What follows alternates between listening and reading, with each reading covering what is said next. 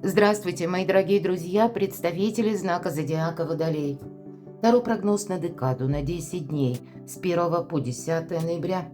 Давайте с вами узнаем, что скрыто и что прояснится, тайное, что станет явным в знаке судьбы.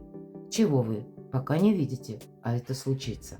Что происходит, быть может, уже сейчас за вашей спиной, и что станет явным с 1 по 10 ноября. Я бы сказала, более длительная дистанция, не только с 1 по 10, скорее всего, история с продолжением до конца года. И поэтому, как минимум, есть вариант или смысл вернуться к нашему видео. Вполне вероятно, с другим переосмыслением, с другими, как бы в другой энергии, ближе вот туда, к концу года, вы можете посмотреть на метафору карт. И кто знает, может быть, это как подсказка на будущее, еще уже с заходом на 26-й это будет означать. Но поскольку именно 9 ноября Уран меняет знак, а Уран – это ваша планета-управитель, и вот до 9 ноября Уран находится в знаке зодиака Близнецы, где чувствует себя более комфортно. Но до этого 7 лет он был в Тельце, и вот теперь ненадолго, с 9 ноября по 26 апреля 26 года Уран вернется в Телец, чтобы завершить все те перестройки, которые он уже инициировал 7 лет тому назад, но и больше, чтобы было порядка.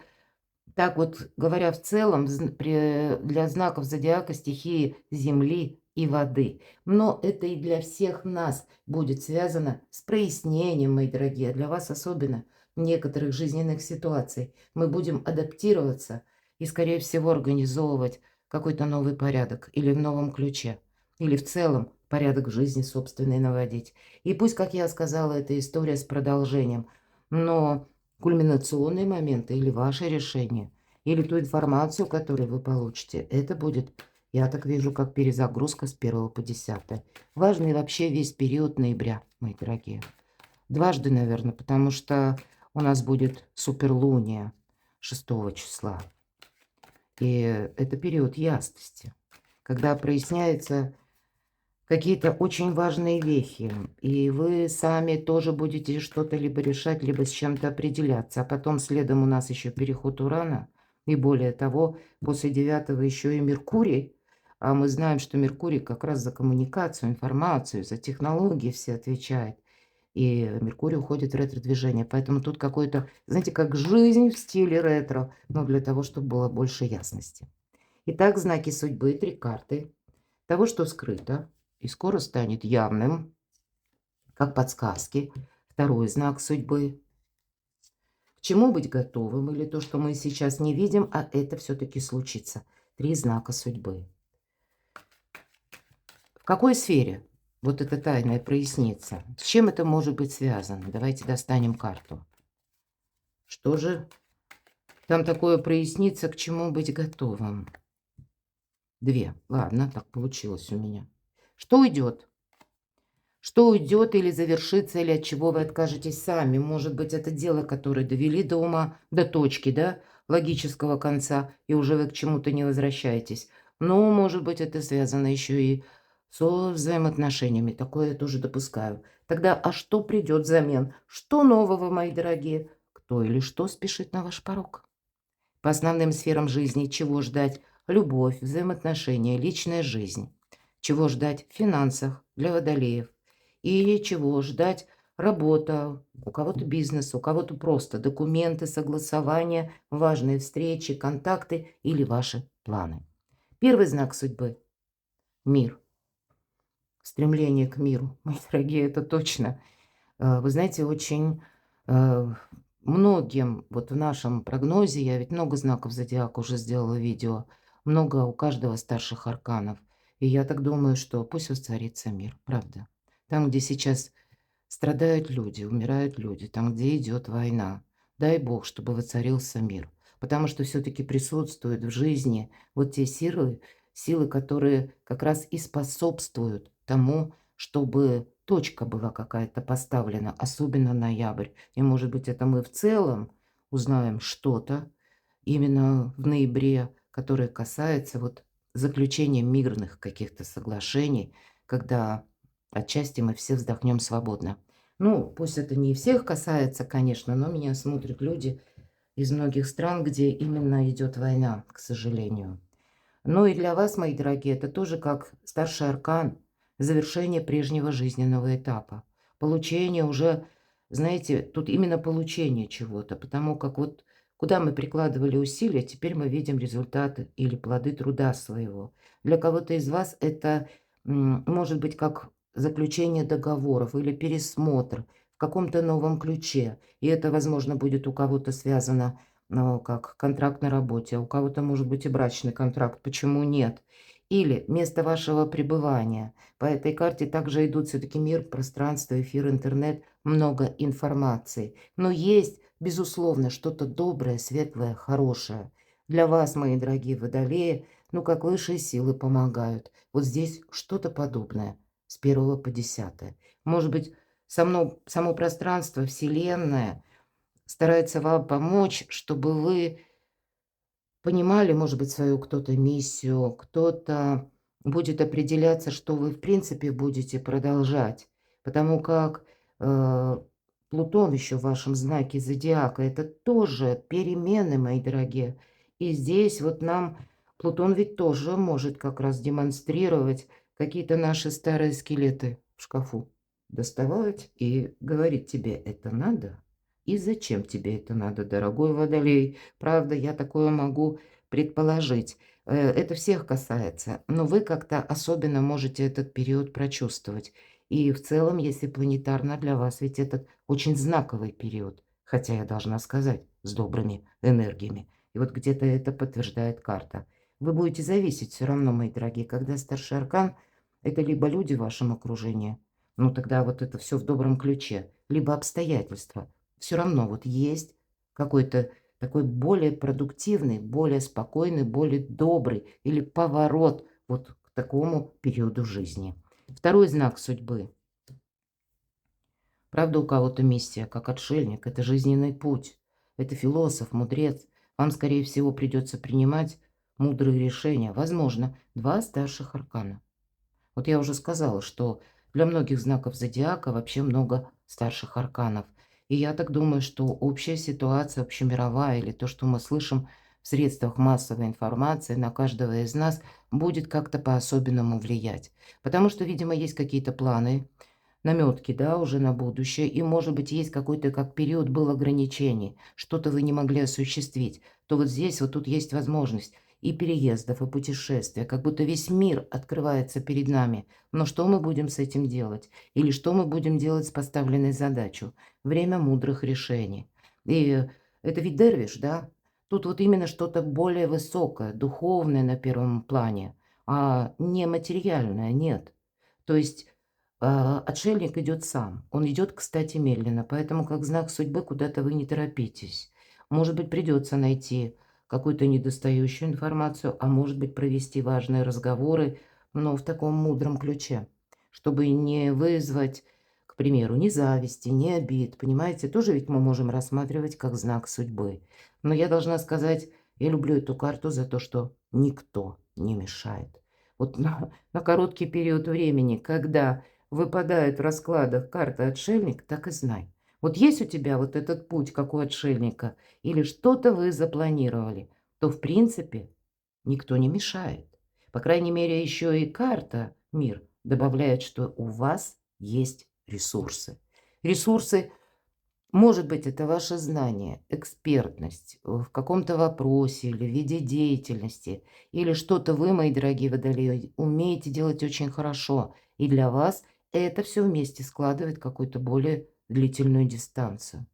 Но вот это вот возвышенное, оно стоит на первом месте, то есть ценности, скажем так. А вот про цену нам пока не сказали, ну давайте пойдем дальше. Или про материализм. А вот он и материализм. Тут тоже и материализм, будь здоров. Гармония, мои дорогие. Какая-то гармония, которая, может быть, действительно, дай бог, чтобы был мир, чтобы обстановка как-то начала улучшаться, чтобы это и для вас, безусловно, для вашего знака зодиака Здесь есть возможности, да практически для вас нет ничего невозможного. То, что задумал Водолей, вот какие-то мудрые решения, может быть, и время мудрых решений, и то, что идут как ценности, а шестерка Пентакли, это вот как раз материализм. И это конкретная карта, хотя она тоже подразумевает помощь высших сил. Вообще эта карта еще и финансового успеха. Отчасти она говорит вот о чем. Вот вам кто-то может помогать. В вашем окружении найдется тот человек, кто как минимум к вам благоволит или желает искренне помочь, или вас поддержать. Может быть, даже если есть какая-то финансовая сложная тема, может найтись, по крайней мере, есть как будто этот человек, ваша задача только его найти. Кто именно может помочь решить финансовую даже проблему. Может решить или помочь решить какой-то вопрос дельным советом. Куда обратиться, как правильно провзаимодействовать в каком-то вопросе. Вот такой человек. То есть тут конкретная помощь, она есть. Но и еще и карта говорит по части денег. То есть тут работает как бы в одностороннем порядке эта карта. Нам приходит на помощь. А наша задача – кумулировать. Деньги – один из способов взаимодействия с миром. Очень символично. И какие-то мудрые решения по части финансов вам придется принимать. И видеть, ну, на такую хорошую дистанцию дальше. Ведь эта карта говорит, тебе потом деньги понадобятся. Поэтому, если сейчас кто-то у вас просит взаймы или пытается вас банально уговорить куда-то вложиться, по этой карте мы не вкладываем. Более того, нам говорят, помни, рука дающего завтра может стать рукой просящего. Я не говорю, что мы нашим близким там кому-то не помогаем, да, хотя тут тоже все неоднозначно.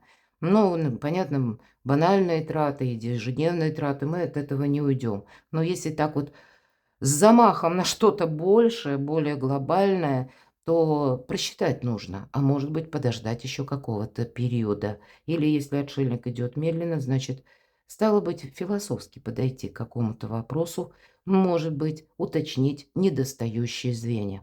Но сам по себе вот даже, да, вот по этому триплету благополучный период. И это все надо сохранять, мои дорогие, или перекладывать уже с расчетом на будущее.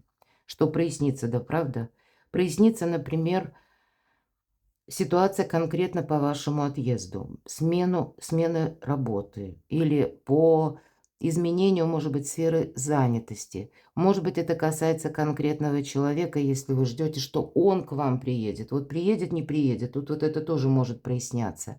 Вы сами, вот эта траектория по восьмерке чаш, мы ищем выход, и мы его находим.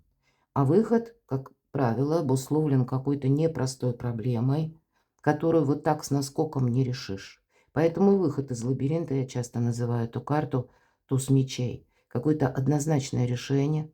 Может быть, и вам придется по тому, что вы услышите. Это часто карта говорит об информации, в средствах массовой информации. Или в том, что в целом, как бы на более таком глобальном уровне мы слышим. А может быть, это будет просто информация, которая из уст других людей. Или она связана с работой. Может быть, у кого-то точно так же с личной жизнью.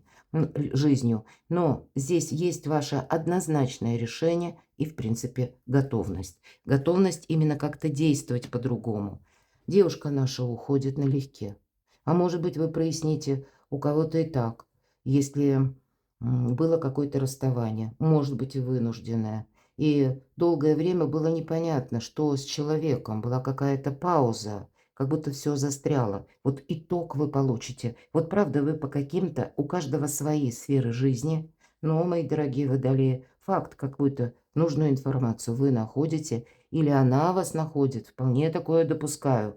И у вас происходит перезагрузка, как будто вы долгое время что-то ждали, и вот именно теперь-то это и проясняется. Дай бог. Что уйдет, что завершится или от чего вы откажетесь сами. Вот правда, путаница заканчивается. Ведь это всегда, знаете, еще карта прокрастинации, когда мы не можем сделать выбор. Вот мы делаем этот выбор, даже в какой-то сложной обстановке или обстоятельствах, ситуациях, или когда, ну, даже это Соломоново решение. Но что уйдет? Бездействие уходит. Или какие-то множественные попытки, или когда мы тут сидели, да, как гадали, какую же тут чашу открыть. Все же по этой карте еще проходят и розовые очки. Вот это все уходит. Может быть, вы получите такую информацию, которая поначалу не очень вам нравится. Поэтому и у нас выпадает туз мечей. Вот как это закрученность какая-то, какой-то сложный вопрос, замысловатый вопрос. Или когда вы-то, может быть, хотели, ну, чтобы это закончилось в одном каком-то ключе, а тут реальность Ее Величества, ну, видимо, будет диктовать что-то свое. Ну, тогда и розовые очки у нас заканчиваются, а вместе с ними заканчивается ожидание. Может быть, это, знаете, как пустое ожидание. Вы ждали человека, а теперь вот вы имеете уже какую-то информацию, и тогда вы уже свое время не теряете даром. А что придет взамен нового? А тут вот что-то по справедливости. И правда, по справедливости часто нам высшие силы помогают, когда вы сделали что-то хорошее. И пусть не руками тех людей, кому вы благо творили, руками других людей к вам может прийти эта помощь. Это знаете, как Его Величество случай или не случайные случайности. Все же тоже бывают, ведь это карта кармы, как закон кармы. Пусть вот это именно через нужные встречи с какими-то другими людьми. Или когда мы, к примеру, даже идем решать какой-то сложный вопрос, какую-то путаницу устранять, да, и где-то предвкушаем, ну, сейчас какое-то там официальное лицо, с которым нам нужно договориться, если будет какой-то несговорчивый или такой вот, знаете, равнодушный человек. С равнодушными это вообще страшное дело. Договариваться и надеяться невозможно.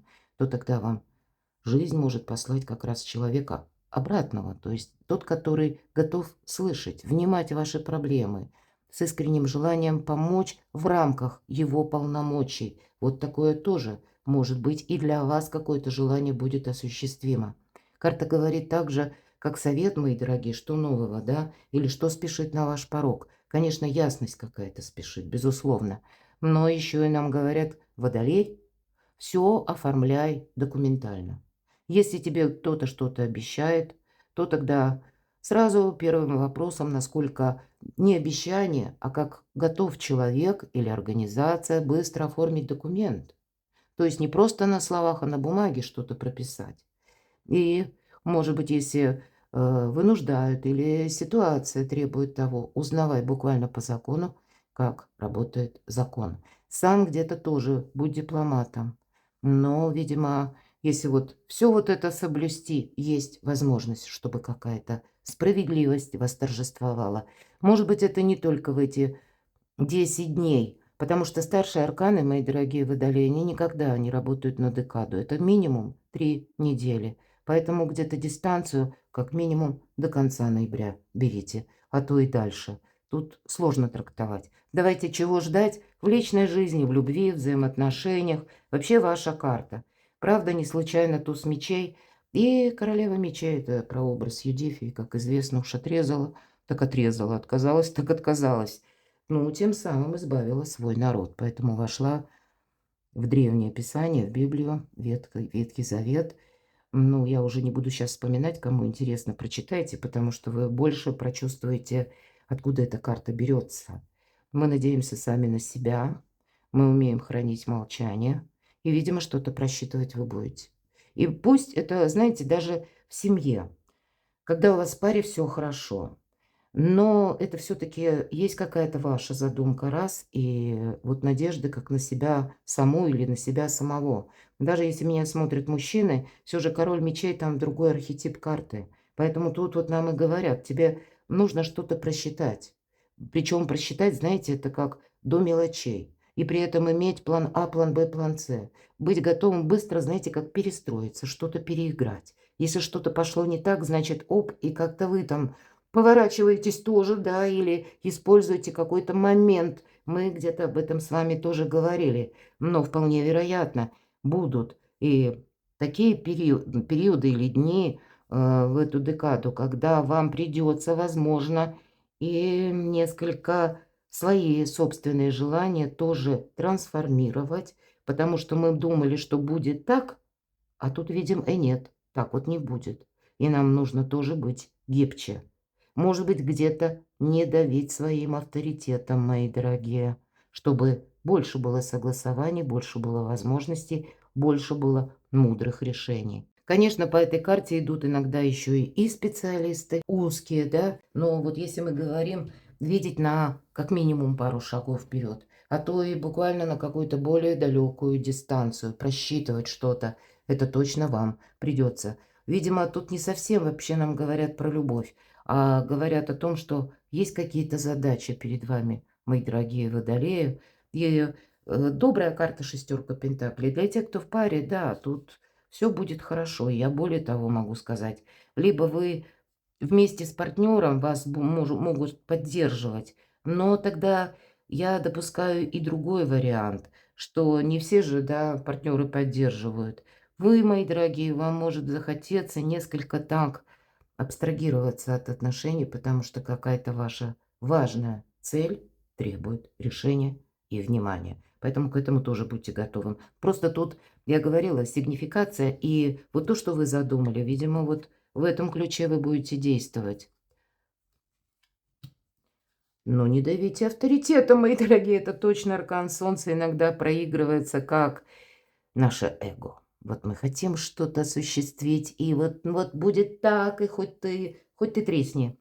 Нет, а договариваться придется, иначе мы тогда, ну, где-то можем перепутать самонадеянность с самоуверенностью. Но вообще на финансы, получение денег, решение финансовых вопросов, согласование, какая-то перспектива.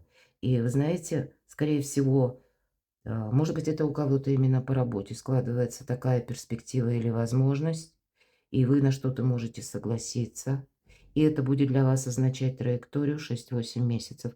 Ведь тут идут еще именно, ну, как бы дистанция по времени. Это как подсказка. Или откуда к вам приходят деньги. Вот откуда приходят деньги, скорее всего, еще на полгода. Вот вы можете с чем-то определяться. Может быть, то, что вы хотите осуществить, тут тоже будет требовать где-то ну, какого-то анализа, да, или денежного математического подсчета. Почему такая достаточно холодная карта королева мечей? Потому что рационализм. Мы должны что-то просчитать. Тут ни разу вот как будто не до эмоций, уж точно не до эмоций. И не реагировать на что-то, знаете, как нам услышали мы что-то, и мы сразу этому верим. Или наоборот, нам кто-то приносит разные же вести, не обязательно со знаком плюс и со знаком минус. Принесли со знаком минус какую-то весть, а мы сразу начинаем кому-то что-то доказывать. Нет, по этой карте, мои дорогие, мы сохраняем себя. Есть ради чего? На ваши достижения. Ух ты! Поэтому в личной жизни тут какой-то прогресс. Ну или на вашу работу, достижения, важные встречи, проведение важных диалогов. Когда на самом деле вот все то, что я только что сказала, даже со сложными людьми вы можете договориться. Раньше, может быть, это начинался диалог, а потом он в какой-то монолог переходил. А здесь нет, по тузу чаш вы остаетесь довольными. И поэтому мы спросили, чего ждать? Работа, согласование, документы, важные встречи, туз чаш. Да есть повод для радости. Но, видимо, чтобы было и солнце. Ну, как стабильность, да, или в целом какой-то выбор правильного направления минимум на полгода с финансовым подтекстом. А вы помните, что деньги– один из способов взаимодействия с миром.